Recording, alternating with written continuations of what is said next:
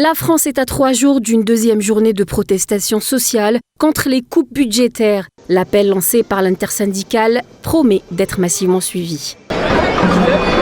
8 confédérations syndicales appellent à une journée noire de grève et de manifestation. Cela touchera plusieurs secteurs vitaux, notamment les transports, avec des perturbations majeures sur le métro, le RER et les trains SNCF.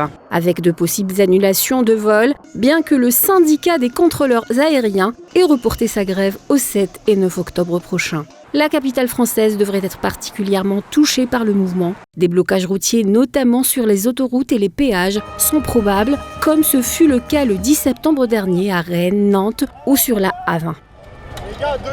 L'éducation n'est pas en reste. La majorité des syndicats a appelé à la mobilisation dans un communiqué commun publié le 12 septembre dernier. La journée devrait donc être marquée par des perturbations dans les établissements scolaires, que ce soit dans les écoles, les collèges, les lycées et les universités.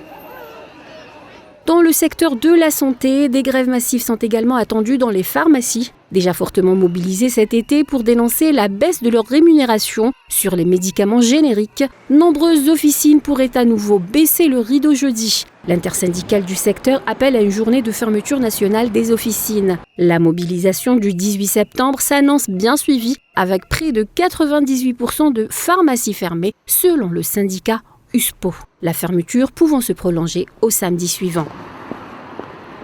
D'autres secteurs sont également concernés, à l'instar de l'énergie, l'industrie et la fonction publique. Avec des actions locales, le mouvement Bloquons Tout, né sur les réseaux sociaux, prévoit d'amplifier ses actions avec des blocages non syndiqués. Fin de l'austérité budgétaire, abrogation de la réforme des retraites ou encore plus de justice fiscale. Les doléances des Français sont nombreuses. Ils ont choisi la rue pour se faire entendre. Mais le Cornu sera-t-il à l'écoute ?